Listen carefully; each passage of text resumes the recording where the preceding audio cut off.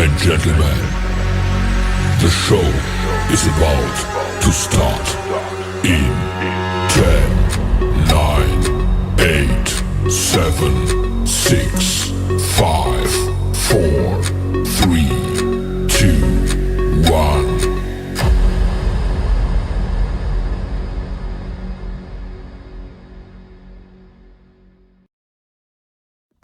अगर आप एक यूट्यूबर हो और आपको कॉपीराइट की सही नॉलेज नहीं है तो आपके साथ भी कुछ ऐसा हो सकता है। मैंने कुछ भी ऐसा गलत अपलोड नहीं किया था इस चैनल पर। मुझे कुछ समझ नहीं आ रहा है क्या हुआ यार, ये मतलब कैसे हो रहा है यार। इतने सालों से मेहनत की थी यार, सब बेकार कर दी एक सेकंड में यार। ऐसे कैसे काम करेंगे यूट्यूब पर यार, कोई मदद नहीं कर रहा यार। डजंट मैटर आपके कितने मिलियन सब्सक्राइबर्स है, लेकिन अगर आपको नहीं पता कि कॉपीराइट क्या है, कम्युनिटी गाइडलाइंस क्या है, फेयर यूज पॉलिसी क्या है और कॉपीराइट को कैसे हटाते हैं, तो आपका करियर कभी भी खत्म हो सकता है। इस वीडियो में मैं आपको copyright claim, copyright strike, community guidelines, fair use policy, copyright कैसे हटाते हैं और दूसरी की वीडियो टोटली कॉपी पेस्ट करके अपलोड करने के बाद उसे मोनेटाइज कैसे करते हैं, इन सब चीज की नॉलेज देने वाला हूँ। तो अगर आपने इस वीडियो का कोई भी हिस्सा स्किप किया तो समझ लेना आपने एक रिस्क लिया है। तो सबसे पहले कॉपीराइट स्ट्राइक और कॉपीराइट क्लेम के बीच में डिफरेंस क्या होता है वो समझ लेते हैं और इससे चैनल को कितना नुकसान हो सकता है ये भी जान लेते हैं। इस चीज को इजीली समझाने के लिए मैं आपको एक कहानी के थ्रू समझाता हूँ। मान लेते हैं आप एक चोर है और आपके पड़ोसी ने एक नई थाल ली है। अब क्योंकि आप एक चोर है तो आप रात का फायदा उठा के उसकी थाल चुरा के अपने घर ले आते हैं, लेकिन आप भूल गए कि YouTube नाम की एक पुलिस 24 घंटे पहरा दे रही होती है। तो पुलिस जो केस आपके नाम पे फाइल करेगी उसे हम कॉपीराइट स्ट्राइक बोलते हैं, क्योंकि आपने किसी और का सामान पूरा का पूरा उठा के अपने पास रख लिया है। लेकिन अगर आप एक शातिर चोर हो तो आप क्या करोगे, आप थार चुराओगे तो सही, लेकिन उस थार का कलर चेंज कर देते हैं और आपको लगता है कि अब आपका कोई कुछ नहीं बिगाड़ सकता क्योंकि आपने मेहनत की है कलर चेंज करने में और वो अब आपकी प्रॉपर्टी है। तो आप गलत हैं। अब YouTube नाम की पुलिस आपके खिलाफ एक कॉपीराइट स्ट्राइक तो नहीं देगी, लेकिन वो एक कॉपीराइट क्लेम जरूर देगी। अब जब आपके साथ ये होता है तो आप अपना सर खुजाने लगते हो कि YouTube नाम की पुलिस को पता कैसे चला कि ये सेम थार है, क्योंकि आपने तो कलर चेंज कर दिया था। लेकिन आप एक चीज भूल गए हैं, हर कार पे एक नंबर प्लेट भी होती है। अब मैं इन सभी चीजों को YouTube टर्म्स में समझा देता हूँ। जब आप किसी का कंटेंट जैसा का तैसा पूरा का पूरा सेम उठा के अपने चैनल पर डाल देते हैं तब आपको कॉपीराइट स्ट्राइक आती है। लेकिन अगर आप किसी के ओरिजिनल कंटेंट जो कि हम मान लेते हैं कि 10 मिनट का है, उसमें से 5 मिनट की क्लिप उठा के अपने वीडियो में आगे पीछे बीच में या कहीं पे भी ऐड करते हैं और 5 मिनट की खुद की मेहनत भी लगाते हैं, तो उस वीडियो पे जो आपको आएगा वो होगा कॉपीराइट क्लेम। और यूट्यूब को पता कैसे चलता है कि आपने किसी और का कंटेंट उठाया है, वो पता चलता है नंबर प्लेट से। अगर मैं यूट्यूब की टर्म में बोलूँ तो कंटेंट आईडी से। यूट्यूब पे जो भी वीडियोस अपलोडेड है उन सब की एक अलग आईडी है, जिससे ये पता लगाया जा सकता है कि आपका कंटेंट कौन यूज कर रहा है, कितना यूज कर रहा है और कैसे यूज कर रहा है। अब आई होप आपको कॉपीराइट स्ट्राइक और कॉपीराइट क्लेम के बीच का डिफरेंस पता चल गया होगा। लेकिन इनसे चैनल पे क्या क्या नुकसान होते हैं ये जान लेते हैं। तो सबसे पहले स्टार्ट करते हैं कॉपीराइट स्ट्राइक से। यूट्यूब पे अगर आप एक टाइम पे यानी कि 90 दिन के अंदर अपने चैनल पे 30 स्ट्राइक्स ले आते हैं तो आपका चैनल अगले 7 दिन के अंदर डिलीट हो जाएगा। लेकिन ये 30 स्ट्राइक्स ऐसे नहीं आते हैं, यूट्यूब थोड़ा बहुत दयावान भी है। अगर आप पहली बार किसी की पूरी वीडियो उठा के अपने चैनल पे डाल देते हैं तो यूट्यूब जो सबसे पहली चीज आपको भेजेगा वो कॉपीराइट स्ट्राइक नहीं होगा, बल्कि एक वार्निंग होगी जो कि आपके चैनल पे हमेशा रहेगी। वार्निंग से आपको डरने की जरूरत नहीं है, क्योंकि यूट्यूब आपको एक बिगिनर समझ के आपकी इस गलती को इग्नोर कर देता है। लेकिन इसके बाद अगर आप सेम गलती दोबारा करते हो तो आपको मिलेगा पहला कॉपीराइट स्ट्राइक, जिसके बाद आप 7 दिन तक ना तो कोई वीडियो अपलोड कर सकते हो, ना ही लाइव स्ट्रीम कर सकते हो और ना ही कम्युनिटी पोस्ट कर सकते हो। उसके बाद अगर आप 90 दिन के अंदर दोबारा से वही गलती करोगे तो आपको दूसरा स्ट्राइक मिलेगा, जिसके बाद आप कुछ भी अपलोड नहीं कर सकते अगले 14 दिन। और 90 दिन के अंदर अगर आपने तीसरी बार सेम गलती करी तो आपका चैनल टर्मिनेट हो जाएगा।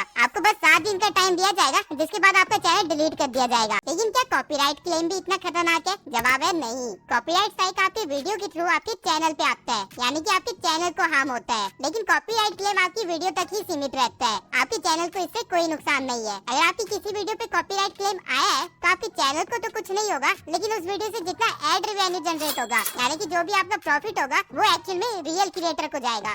तो देखा जाए कॉपीराइट क्लेम कॉपीराइट स्ट्राइक जितना खतरनाक नहीं है, बल्कि कॉपीराइट क्लेम से आप फायदा भी उठा सकते हैं। कैसे, अभी समझाता हूँ। कॉपीराइट क्लेम वाले वीडियो से जो आपको सब्सक्राइबर्स मिलते हैं और जो आपको वॉच टाइम मिलता है वो काउंट होते हैं। यानी कि आप कॉपीराइट क्लेम का इस्तेमाल पैसे बनाने के लिए तो नहीं कर सकते, लेकिन फेमस होने के लिए जरूर कर सकते हैं। बस आपको एक चीज को ध्यान में रखना है, ये आपकी जो टॉप 3 मोस्ट वॉच वीडियो होंगी उन पे कोई भी कॉपीराइट क्लेम नहीं होना चाहिए, वरना आपका चैनल मोनेटाइजेशन रिव्यू के टाइम रिजेक्ट हो सकता है। ठीक इसी तरह ये डांस चैनल टी सीरीज का गाना इस्तेमाल करके वायरल हो जाते हैं और लेटर ऑन स्पॉन्सरशिप से पैसे कमाते हैं। अब एक और चीज समझ लीजिए, कॉपीराइट क्लेम या कॉपीराइट स्ट्राइक आपको यूट्यूब नहीं देता, बल्कि कोई दूसरा क्रिएटर देता है। यूट्यूब बस एक पुलिस की तरह काम करता है, जिसके पास अगर कोई कंप्लेंट लेके आया है तो वो उसे आपको फॉरवर्ड कर देगा।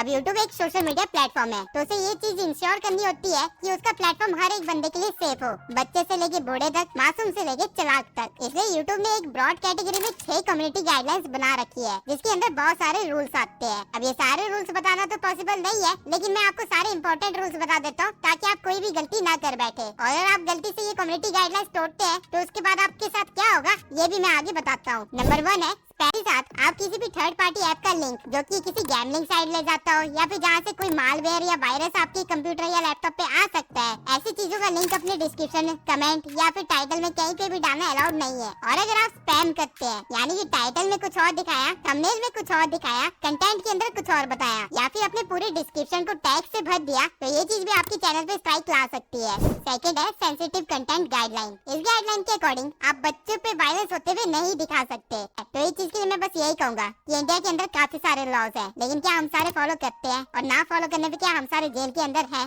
ऑब्वियसली नहीं। तो कुछ चैनल बच जाते हैं और कुछ चैनल पे स्ट्राइक लग जाती है। यूट्यूब ने बस ये बता रखा है कि उनकी रूल बुक के अकॉर्डिंग ये चीज अलाउड नहीं है। तो कल को अगर आपका चैनल टेक डाउन हो जाता है इस रीजन की वजह से, तो आप लीगली यूट्यूब से लड़ नहीं सकते। आप ये नहीं कह सकते कि यूट्यूब ने गलत किया। थर्ड गाइडलाइन है वायलेंस और डेंजरस कंटेंट। जिस कंटेंट के थ्रू साइबर बुलिंग की जाए या फिर किसी स्पेसिफिक पर्सन या ग्रुप को हैरेस किया जाए, वो अलाउड नहीं है। और इवन हेट स्पीच फैलाना भी अलाउड नहीं है, यानी कि आप अपने कंटेंट के थ्रू किसी के अंदर हेट को बढ़ा रहे हैं, भले ही वो किसी भी रेस, रिलीजन या डिसेबिलिटी के लिए ही क्यों ना हो। ऐसी कोई भी चीज यूट्यूब पे अलाउड नहीं है। फोर्थ गाइडलाइन है रेगुलेटेड गुड्स एंड आइटम्स। इस गाइडलाइन के अकॉर्डिंग आप कोई भी हथियार या फिर कोई भी नुकसान पहुंचाने वाली चीज पे कंटेंट नहीं बना सकते। बेसिकली यहाँ पे यूट्यूब ये कह रहा है कि गलतियाँ करते रहो, गलतियाँ करने से प्रॉब्लम नहीं है, लेकिन सेम गलती बार बार मत करो। अब ये सारे रूल्स देख के आप सोच रहे होंगे कि मैंने हर एक तरह का चैनल देखा है जो इन रूल्स को ब्रेक कर रहा है, लेकिन एक्चुअली में ऐसा नहीं है। वो लोग 30 कम्युनिटी गाइडलाइन को फॉलो कर रहे हैं, जो कि है EDSA कंटेंट। EDSA की फुल फॉर्म है education, documentary, scientific and artistic. इस कम्युनिटी गाइडलाइन के अकॉर्डिंग अगर आप अपने कंटेंट में किसी चीज से रिलेटेड एजुकेशन प्रोवाइड कर रहे हैं या फिर उसकी डॉक्यूमेंट्री बना रहे हैं या फिर कोई साइंटिफिक या आर्टिस्टिक कंटेंट बना रहे हैं उसका, तो आप उस चीज को दिखा सकते हैं। फॉर एग्जाम्पल जैसे मैंने पहले कहा था कि कम्युनिटी गाइडलाइंस के अकॉर्डिंग किसी भी वेपन के ऊपर वीडियो बनाना मना है, किसी भी ड्रग के ऊपर वीडियो बनाना मना है। लेकिन अगर आप उस ड्रग के बारे में बता रहे हैं कि ये ड्रग बनता कैसे है, उसकी एजुकेशन प्रोवाइड कर रहे हैं, या किसी गन के बारे में बता रहे हैं कि ये गन चलती कैसे और इसके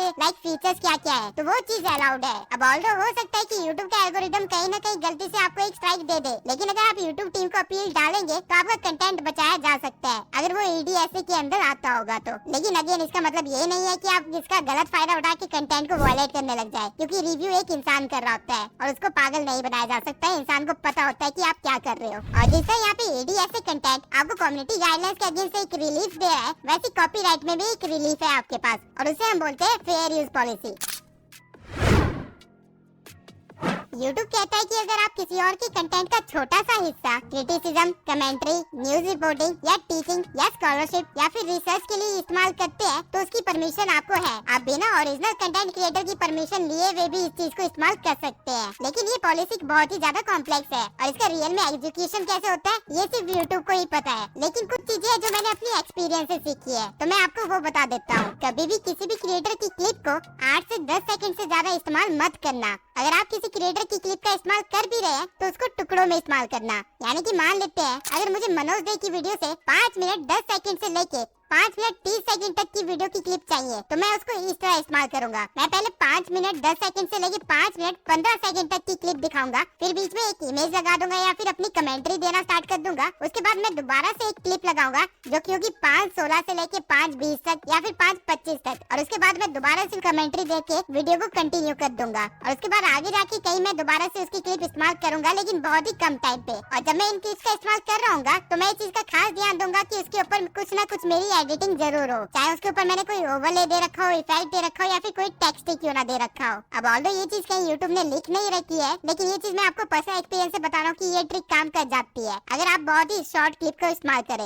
लेकिन ये ट्रिक मैं आपको प्रेफर करूंगा कि सिर्फ कंटेंट क्रिएटर्स के साथ ही इस्तेमाल करें। इस चीज को गलती से भी किसी कंपनी या ब्रांड के साथ इस्तेमाल करने की गलती मत करना, क्योंकि वो लोग इस चीज को नहीं देखते हैं, वो किसी भी टाइम कॉपीराइट क्लेम दे देंगे। तो अगर आप किसी कंपनी या प्रोडक्शन हाउस की कोई चीज दिखाना चाहते हैं तो मैं प्रेफर करूंगा कि उनकी इमेजेस ही दिखाएं, क्लिप क्लिप ना दिखाए और इमेजेस के ऊपर आपकी वॉइस ओवर होनी चाहिए। और बाय चांस अगर आप कोई क्लिप दिखाते भी हैं तो उनकी क्लिप का साउंड ऑफ कर देना और उसके ऊपर अपनी वॉइस ओवर देना और उनकी क्लिप ज्यादा से ज्यादा 3 सेकंड ही इस्तेमाल करना। ये रूल मैं स्पेशली मूवी एक्सप्लेनेशन चैनल्स के लिए बता रहा हूँ, क्योंकि उनके साथ ये बहुत ही ज्यादा होता है कि वो छोटी सी क्लिप भी इस्तेमाल करते हैं लेकिन उस पर भी कॉपीराइट स्ट्राइक या क्लेम आ ही जाता है। तो प्रेफर करना कि सिर्फ 3 सेकंड की क्लिप का इस्तेमाल करो, जिसके बाद आप इमेजेस का इस्तेमाल करो, फिर अगेन क्लिप का इस्तेमाल करो, फिर अगेन इमेजेस का इस्तेमाल करो। और जब आप क्लिप का इस्तेमाल कर रहे हो तो साउंड्स वगैरह ऑफ रखना, उस पे आपकी वॉइस ओवर होनी चाहिए। और प्रेफरेबल है कि अगर आप उस पे कोई एडिटिंग भी कर सको तो और भी अच्छा। इसके सिवा एक और चीज, कभी भी टी सीरीज के गाने को इस्तेमाल मत करना, क्योंकि अगर आप उनके गाने के 2 से 5 सेकंड भी लोगे वो लोग तब भी कॉपीराइट स्ट्राइक मार देंगे। अब हो सकता है आपने किसी और बंदे की क्लिप फेयर यूज पॉलिसी के अकॉर्डिंग इस्तेमाल की हो, या फिर आपने बिना किसी कम्युनिटी गाइडलाइन को ब्रेक किए किसी reaction channel, education channel, news channel या रोस्टिंग चैनल के लिए चीजें इस्तेमाल की हो या फिर बताई हो, और इसके बावजूद अगर आपको कोई कॉपीराइट स्ट्राइक या क्लेम आ जाता है तो आपको डरने की जरूरत नहीं है और उस वीडियो या कंटेंट को डिलीट तो गलती से भी मत करना। इसके बजाय आपको ईमेल पे एक फॉर्म आएगा जहाँ पे आप अपील कर सकते हो कि आपका कंटेंट अपनी जगह पे सही है, आपने फेयर यूज पॉलिसी का इस्तेमाल किया है, या फिर आपका कंटेंट EDSA कंटेंट के अंडर आता है। जिसके बाद यूट्यूब की टीम से कोई आपके कंटेंट को रिव्यू करेगा और अगर आप अपनी जगह पे सही हुए तो आपके कंटेंट के साथ कुछ नहीं होगा, उससे कॉपीराइट क्लेम या फिर स्ट्राइक हट जाएगी। लेकिन अगर आप अपने कंटेंट को डिलीट कर दोगे तो आपके पास ऑप्शन ही नहीं बचेगा अपील का, तो वो बेसिकली आप ही का नुकसान है। तो कभी भी कॉपीराइट क्लेम या स्ट्राइक से आपको डरना नहीं है, आपको बस ध्यान रखना है कि आपने जो चीजें इस्तेमाल की है उसको सही पॉलिसी के अकॉर्डिंग इस्तेमाल की है या नहीं। अब ऑल्दो मैंने आपको कॉपीराइट स्ट्राइक और क्लेम से रिलेटेड हर एक नॉलेज दे दी है। क्रिएटिव कॉमन्स, यूट्यूब पे वीडियो अपलोड करते टाइम हमें 2 लाइसेंस मिलते हैं, एक स्टैंडर्ड लाइसेंस और एक क्रिएटिव कॉमन लाइसेंस। अगर आप अपनी वीडियो को स्टैंडर्ड लाइसेंस के अंडर रखते हैं तो इसका मतलब ये होता है कि वो वीडियो आपकी है, आप उसके ओनर है और कोई भी उस वीडियो को इस्तेमाल नहीं कर सकता है। लेकिन अगर आप उस वीडियो को क्रिएटिव कॉमन्स के अंडर रखते हैं तो आप दूसरे बंदे को एक राइट देते हैं कि वो आपकी वीडियो को रिमिक्सिंग करके या उसे ट्रांसफॉर्म करके अपने चैनल पे डाल सकता है और उसे मोनेटाइज भी कर सकता है। लेकिन ध्यान देना, यहाँ पे आप सेम टू सेम कंटेंट नहीं डाल सकते, आपको रिमिक्सिंग या ट्रांसफॉर्मिंग करनी है।